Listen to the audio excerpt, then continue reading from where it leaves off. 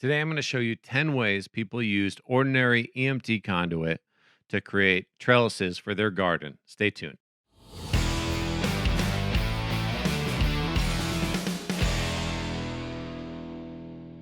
Hey, everybody, my name is Dave. Today, we're going to talk about all kinds of different ways you can use ordinary materials to make garden trellises.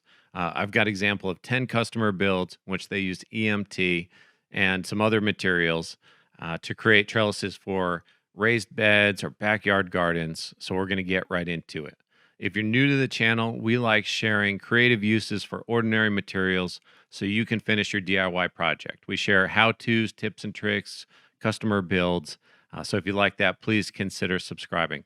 The first build we have is by Thomas, and check out these cucumbers. That raised bed is doing really fantastic. And Thomas made this simple structure out of EMT conduit to support 19 cucumber plants, and I think he had 240 cucumbers. He made this frame right in the middle of the raised bed, put the EMT conduit into the ground, and these center posts are then used with the 180-degree connector to kind of create this frame.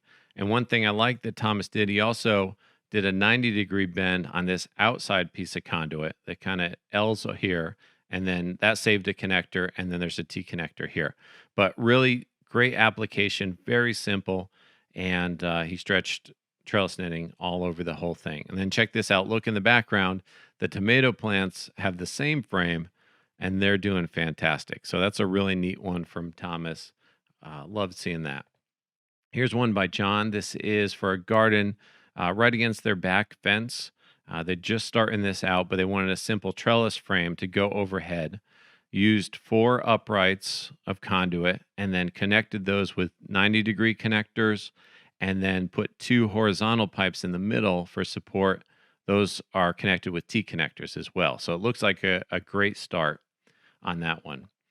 Here is a setup by Nancy. She is actually doing it with aquaponics. She has these grow ponds, and then she's going to be transplanting these plants into grow bags that'll go into the grow ponds. And then she created this trellis here with EMT conduit, a few of our connectors, and then these wire sections here for the plants to grow on. Really neat setup for the back deck. Here is one that I love because it's a great design turned into reality. Here's the design. The customer had a melon plant that they wanted to support the melons with, and they wanted to create a simple structure and inexpensive that would integrate into their back fence. So they planned on zip tying it to the back fence and then driving rebar into the ground and then slipping the conduit over that, which is a great plan. And rebar is a good thing to use, or you can use 3/4 inch stakes, or metal concrete pins is another one you can get pretty inexpensively. But then check this out. This is reality.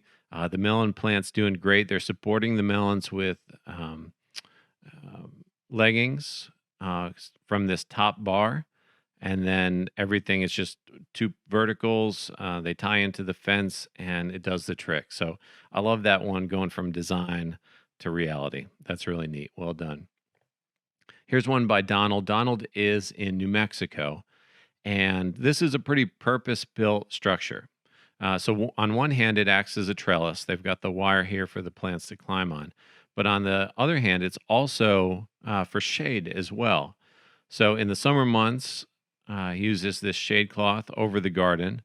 And then on the edges of the season, he will switch to plastic to kind of extend the season. But really a structure that is purpose built right to his space. He says it's 16 foot long, 4 feet high, and only 2.5 feet wide, and really does the trick for his specific application. I like to see that. And that is something you can do. You can make it your own.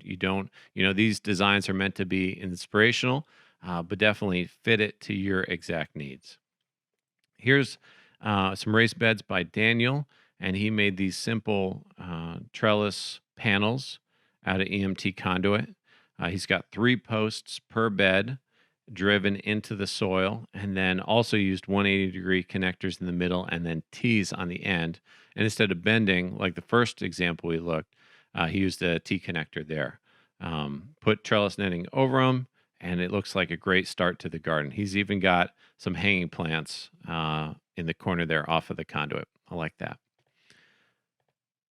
Here is one that was submitted to us by Jamie. And our connectors work with 3/4 inch conduit. You can buy an adapter shim that allows you to use 1/2 inch EMT conduit as well, which Jamie used, but then also had some square tubing lying around and used our connectors for that also, which I didn't know was a thing, but if it fits, it works. And then took some trellis netting over the whole thing, and great setup. Looks like it's working out good for this raised bed in the back of the yard. Here is a fantastic build by Rita, and this is a raised bed garden with hay as the outside, using hay as the sides of the garden. And you can see everything's milled out of conduit. Drove the stakes, the pieces of conduit into the ground, and then build the structure off of that. And this is in the middle of building it, and then used hay uh, with this deer fencing around the whole thing to keep everything in, which is great. It holds in the moisture.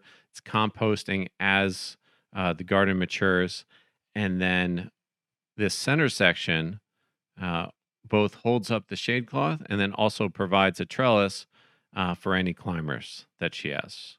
Neat build.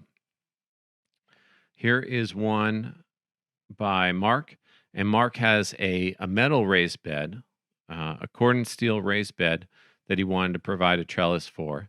And he tried a couple different things. First, just one panel with posts going into the soil on the corners of the bed.